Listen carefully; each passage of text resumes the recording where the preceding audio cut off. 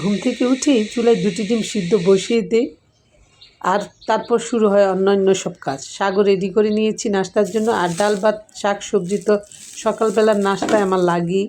আর এদিকে তো আদা পেস্ট করা ফ্রিজ থেকে নামিয়ে নিয়েছি, গরম পানি বসিয়ে রেখেছি একটু, আর ডাল তো হয়েই যাচ্ছে প্রায়। শাকটা বসিয়ে দিয়েছি, শাকটা হলেই নাস্তাটা আমার কমপ্লিট হয়ে যাবে।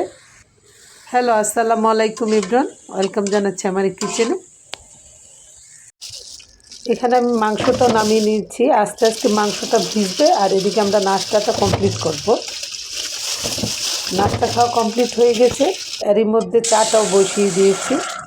তুলসী আদার চা খেয়ে তারপর বাইরে চলে যাবে আমার পতি। আর চা খেতে আসলে একটু গুড়ই ব্যবহার করি আমি, আমার পতি গুড় দিয়ে চা খেতে পছন্দ করে, যদিও আমি পছন্দ করি না গুড় দিয়ে খেতে। আমি অবশ্য চা চিনি দিয়েই খাই। আমার দেখেন কাপড়ও ধোয়া কমপ্লিট হয়ে গেছে। এদিকে দুপুর পেরিয়ে খাওয়ার সময় প্রায় হয়ে যাচ্ছে, বুঝতে পারছি এই মাংস রেডি খাওয়ার সময় হবে না, সেই ভেবেই আমি ফ্রিজ থেকে অল্প একটু মাংস, রান্না করা মাংসই নামিয়ে নিয়েছি। মেয়ে বলল পোলাও খাবে, সেই জন্য রাইস কুকারে পোলাওটা বসিয়ে দিয়েছি। যেহেতু সরকারি গ্যাস একদমই থাকে না, সিলিন্ডারও গ্যাসের পরিমাণ কম, দুটা মিলিয়ে আজকে রান্নাটা সেরে নিব। মশলাটাও কষিয়ে নিচ্ছি, মাংসটা বসিয়ে রেখে খাওয়াটা আমরা সেরে নিব। ফ্রিজে রাখা মাংসটা জাল দিয়ে নিলাম ভালোভাবে। মাঝখানে আমি ফ্রেশ হয়ে এসেছি, সব কাজই শেষ করে ফেলেছি। একদিকে মাংস রান্না হবে, আর এদিকে আমরা খাওয়াটাও সেরে নিব। পতিকে বেড়ে দিচ্ছি খাবার।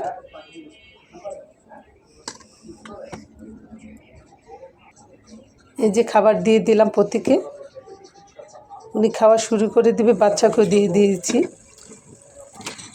মশলা যেহেতু কষানো হয়ে গেছে, পাতিলে ঢেলে দিয়েই মশলার সাথে মিশিয়ে দিয়ে তারপর আমি খেতে বসব।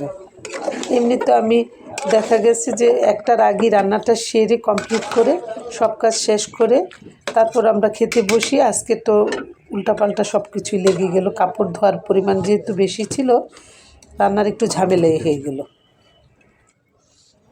এই যে আমার ভাতটাও বেড়ে নিচ্ছি, আসলে একসাথে না খেলে ভালো লাগে না, দুপুরবেলা সবাই একসাথে খেতেই ভালো লাগে।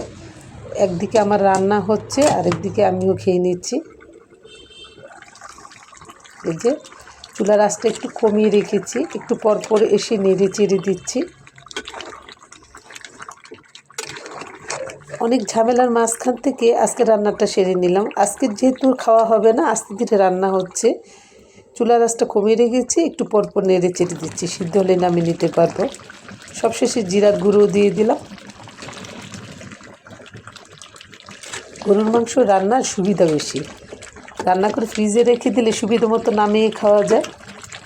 এখন আস্তে আস্তে হবে, তেল ছেড়ে দিলে আমি নামিয়ে নিতে পারবো। সবাই ভালো থাকবেন, আল্লাহ হাফেজ।